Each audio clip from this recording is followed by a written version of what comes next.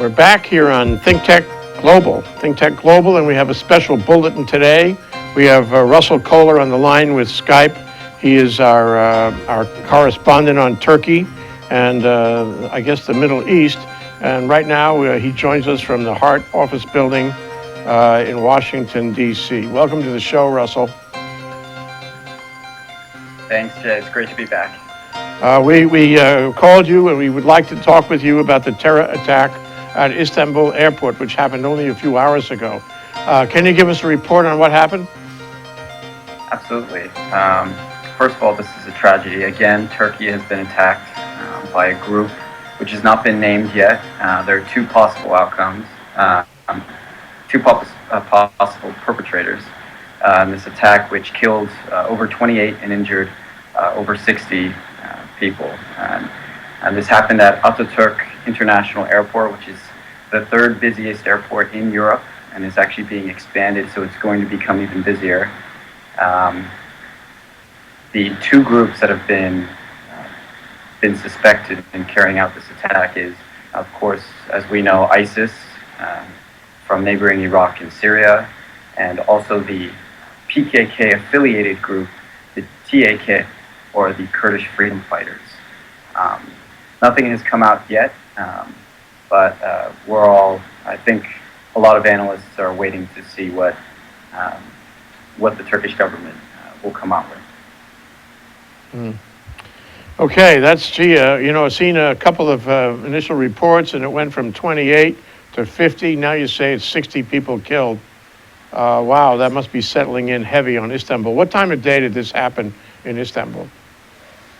So this happened late afternoon, early evening, and just as a brief correction, it was 60 people injured, with 28 killed. Okay, got it. All right. But of course, no matter what time of day in Ataturk Airport, this is one of the busiest airports, as I said, for in Europe and throughout the world, and services millions of people. Yeah. I remember I've been there, and you've been there. We know. A major airport, it's the division of East and West, the boundary, so to speak, everybody crossing. So, what about who? There were some people with bombs. Is that how they, created the explosion? Yeah, so what's coming out now is that previously there were thought to be two suicide bombers. Now it's coming out that there were three. It looks like they had been armed with AK-47s, Kalashnikov rifles, and had shot into the crowds both on the sidewalk just outside of the departure terminal, as well as just inside where the first security checkpoint is before detonating their suicide vests. And I will say that if you've never been to Ataturk International Airport, the security there saved the lives of dozens of people. Once you go into the doors of the exterior of the airport, you have to go through a pretty much a security checkpoint. Metal detectors, attendants there who will pat you down if need be, with a metal detector for your bags and all belongings. So it looks like the suicide bombers did not make it past that point. There are some videos online that show the blast, at least one of the blasts, but it looks like that level of security in an airport that has seen attacks before has certainly helped save the lives of countless people. Yeah, but this is a new technique, isn't it? In the Brussels attack, they didn't have rifles; they just walked in with the bombs. In this case, they had rifles and bombs, assault rifles and bombs. So that's a way to deal with the security, isn't it? By having the rifles, they thought they could penetrate further and injure and kill more people. Is that what it seems like?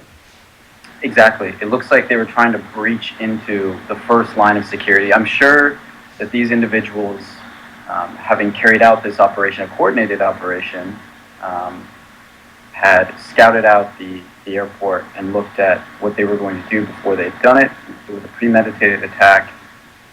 And fortunately, even with the 28 killed and 60 injured, with 6 in critical condition, It looks like the Turkish law enforcement, Turkish security officials were able to prevent them from reaching further into the airport. Gee whiz. So I'm very interested in how the press has reacted in Istanbul. What's your sense of it? What's the reaction by the press and by the leadership? Shock, I think. It's becoming the new normal in Turkey, but it seems like people have not gotten to that point yet where there's still shock and awe throughout Istanbul, throughout the press, and eventually what we could probably see is a much harsher crackdown by the government on these radical groups, whether they be Kurdish separatists or radical jihadist extremists. Yeah. Well, let's talk about the environment in which this happened. From our earlier discussions, Russell, it seems like this was, may I say, inevitable, that there were various terror attacks in the periphery of the country, various border towns and cities, and more threatening all the time, it seemed like to me. And now they've gone for the big one. They've gone right into Istanbul, and for that matter, right into the most important soft target in Istanbul, a crowded airport. But did this come as a surprise, or was this something where you could really predict that the terror groups, whoever it was, my guess is it's ISIS, but the terror groups would penetrate so far and do such a dastardly deed? Wasn't this sort of a continuation of earlier attacks? Absolutely, and I will say, having lived in Istanbul for about a year and a half, it's still shocking for me, at least, to see the attacks continuing. But no, you're right. And this is a continuation of a trend that has been going on for the last year and a half, and it looks like the groups have been targeting Istanbul's tourism industry, whether it be the famous Sultan Ahmet area, the old city where the Blue Mosque in Hagia Sophia is. There was a suicide bombing there. Whether it was Istiklal Avenue the other month, a very busy bar street where many tourists go for shopping and for drinks and for food. And then finally, as you rightly pointed out, the big one, which is the direct point from which you leave and enter Istanbul for thousands upon thousands of tourists. And so it looks like these groups, whichever they may be, have an agenda on hitting Turkey's tourism industry, which is one of the largest, if not the largest industry within the country. Yeah, and it's a great place to visit, or it has been. One thing I noticed, though, I don't know if this has come on the press as far as you're concerned, but U.S. flights to Istanbul, American flights, have all been canceled. Nobody wants to fly there anymore, and the possibility that there's another shoe to drop. And I guess that probably is going to be the case for other countries too, don't you think? Absolutely. All flights have been going in or out of Ataturk Airport have been canceled for at least today, until security officials can investigate the scene, make sure they can find what they need to find in order to pinpoint who may have perpetrated this attack.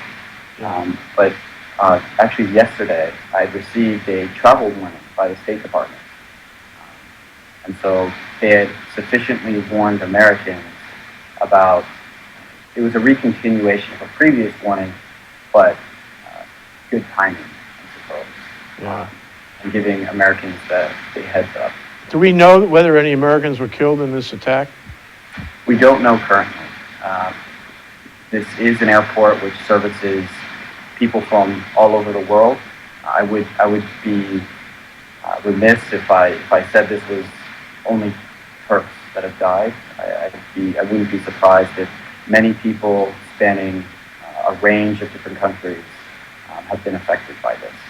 Yeah, sure. And as Brussels, I mean, this is traumatic.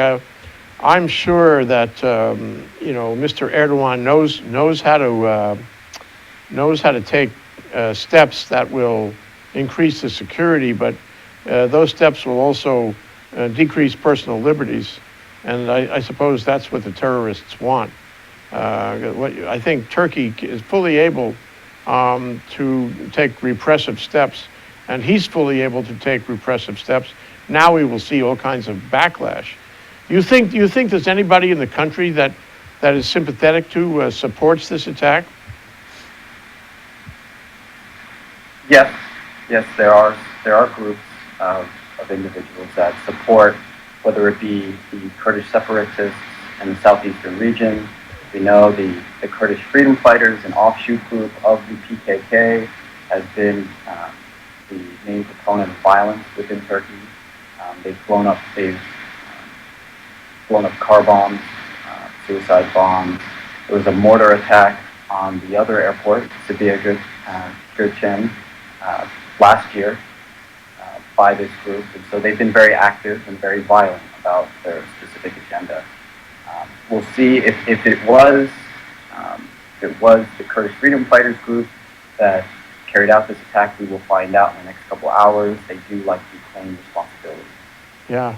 If we don't hear anything, then we can most likely point to a group affiliated with or directly associated with ISIS. Interestingly, ISIS has never claimed responsibility for an attack in Turkey, even though they have carried out, or at least groups associated with them, have carried out attacks in Turkey. And that's because they don't want the government, as you say, to bring down harsh measures and stamping out sort of a free flow of people.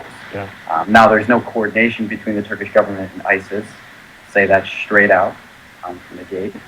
But unfortunately, Turkey has been used as a land bridge for fighters coming in and coming back from Syria. Well, we wonder, how safe Turkey can be with all this action on its borders nearby. I mean, it's bordering on all the trials and tribulations in Syria and Iraq, and its borders must be at least to some extent porous. This must be very threatening to Turkey because it's a wake-up call that Turkey is right in the middle of the biggest problem we have in the world right now, that is all this trouble in Syria. And so I imagine the average person in Turkey, the average person who is not a terrorist anyway, would be very concerned about future attacks, even bigger and better. What do you think? Do you have any friends you've talked with there? I have, and fortunately, my friends and their families have been marked safe through the Facebook app, as well as when I've talked to them, they've stated that they're safe, their families are safe. So I'm very fortunate to hear that. But you are right. Syria has been a hotbed of activity for Turkey specifically, whether it is the growth and extension of groups such as ISIS or the extension of the northern Syrian groups and the PKK. They are fighting a battle on multiple fronts here. Yeah. And for the government especially, that is these terrorist organizations and of course the opposition parties which disagree with their problematic politics. So they're enemies on all sides. Yeah.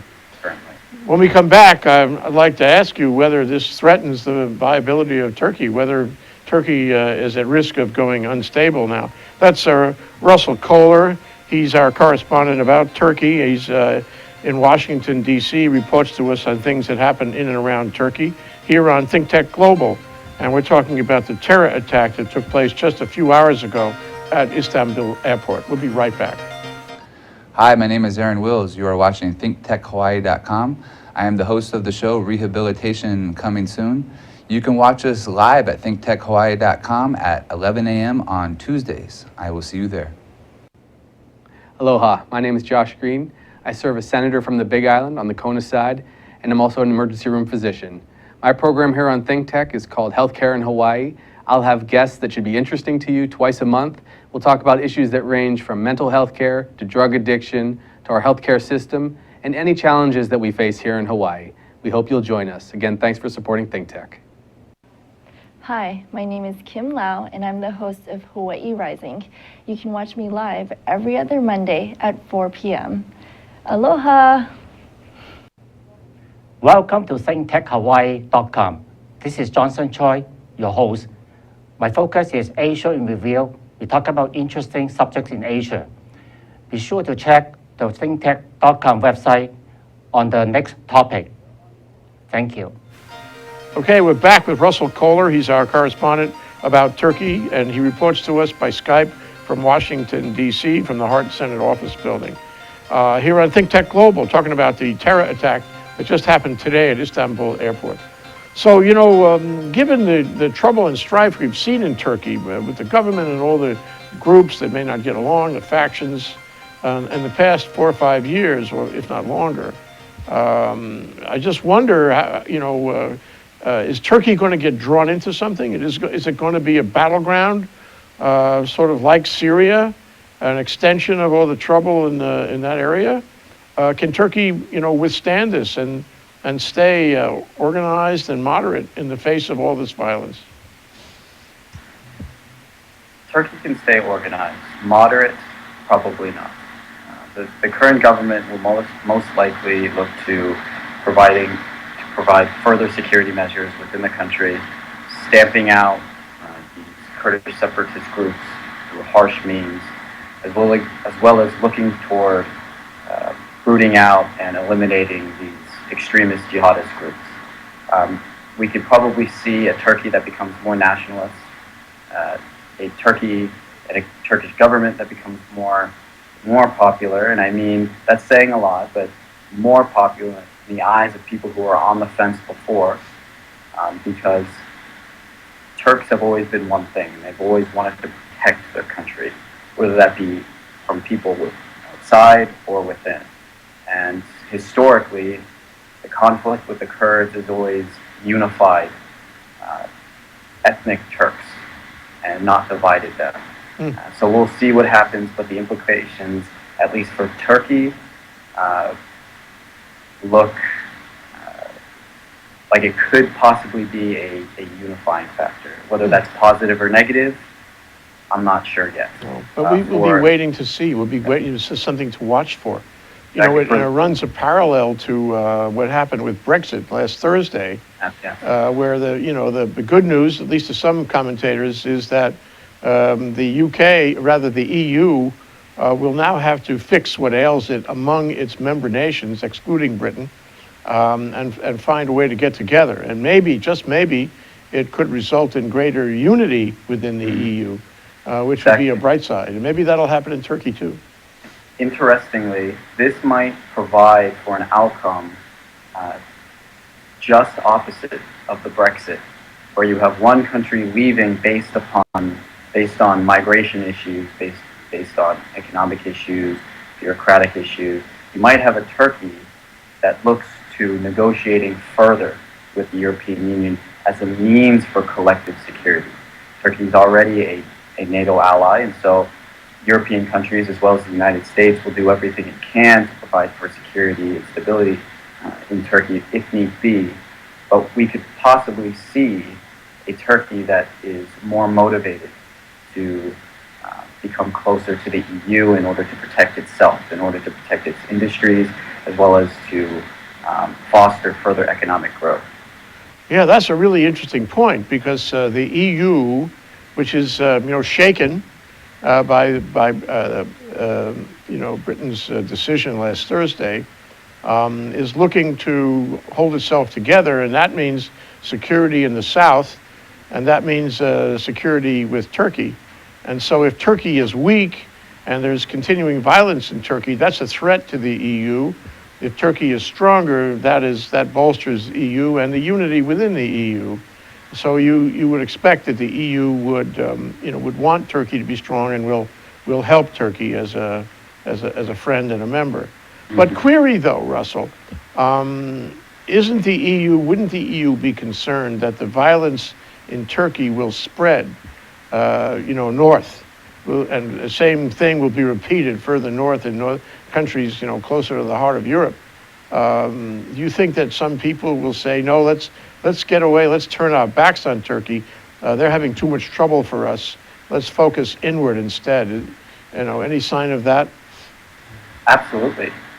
While Turkey may want to become closer to the EU, countries within the EU may want to separate themselves from Turkey.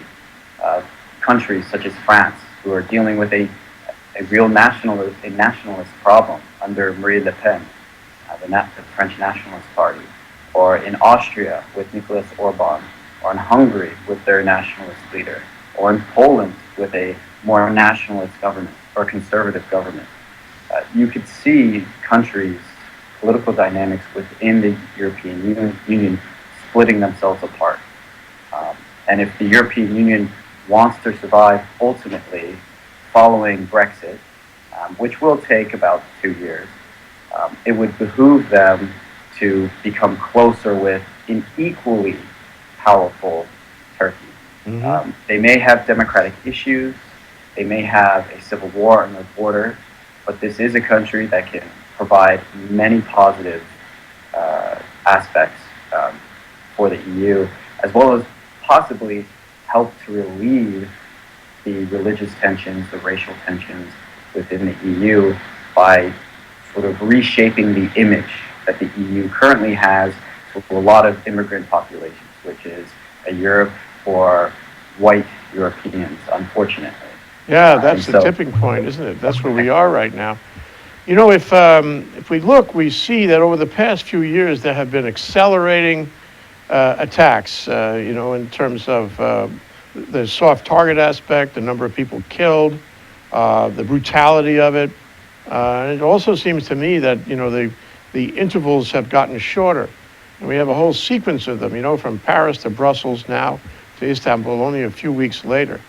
And I wonder if there's a sort of cumulative effect happening here, where in Europe, and for that matter in Turkey, and maybe even in the US, people get more excited and more concerned each time. This one would concern me because they seem to be operating with impunity.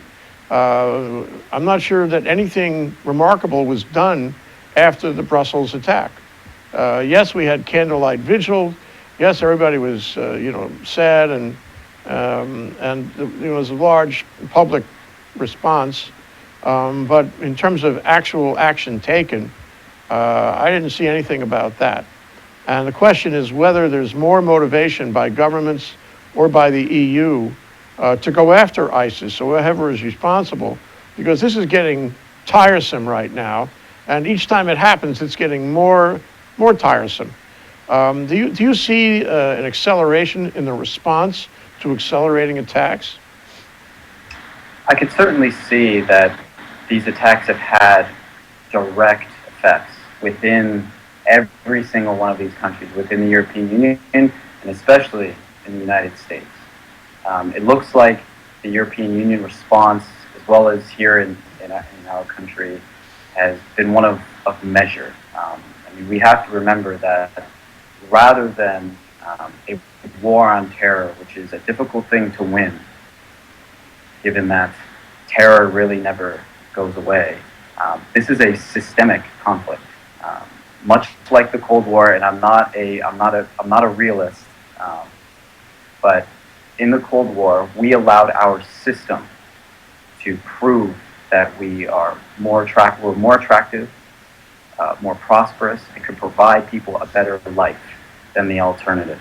And for the EU, for the United States, for Turkey, for any other country dealing with these issues, they're going to have to a way to further to prevent these sort of populist reactions, these sort of visceral racial reactions to these attacks, which is very hard, it's very difficult. People are scared, people are fearful. They want to protect their families, they want to keep their families safe, and that makes sense. But if we're going to protect our systems going forward, we need to understand that this is something we might have to deal with for a very long time. And no matter how many people, our militaries kill, or how many leaders of these groups end up being killed in operations, it doesn't end there. It ends through a systematic and institutionalized programs of de-radicalization, of economic programs that help provide people a better alternative than turning to a destructive and really a suicidal route and ideology. Yeah. And so this is going to be something that, you know, my generation and future generations are going to have to deal with and help solve going into the future. I mean, as of right now, I'm not sure if this conflict will end in my lifetime. Yeah. But all we can hope is that we can get less and less people being recruited, less and less people finding this, you know, extremist alternative a better solution to their problems, the real problems in life. Last question, Russell, and maybe the most difficult one, is how does this affect the U.S.? How does it affect public opinion in the U.S.? And for that matter, how does it affect the election coming soon? Any thoughts?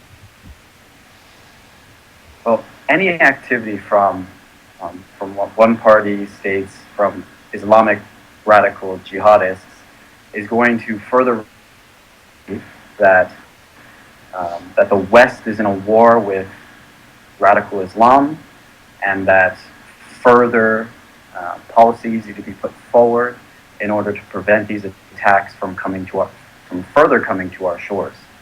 And the other party will look to saying that, you know, this is an issue that needs to be dealt with intra-country. So within each country, there are real social and economic problems that help to, you know, convince these people that this sort of path is a better alternative.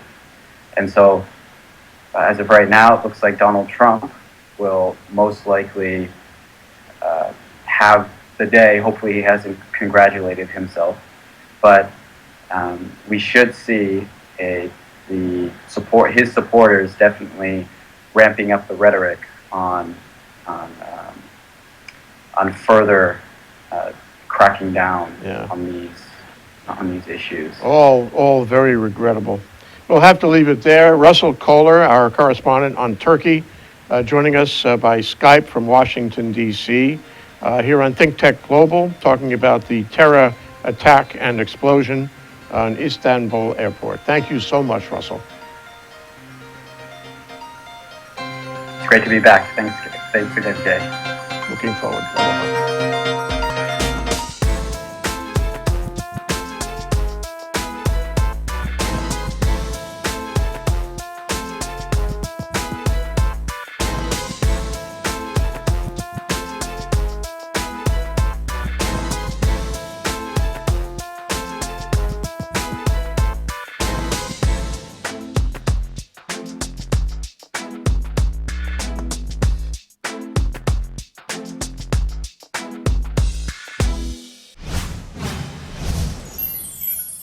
My heart of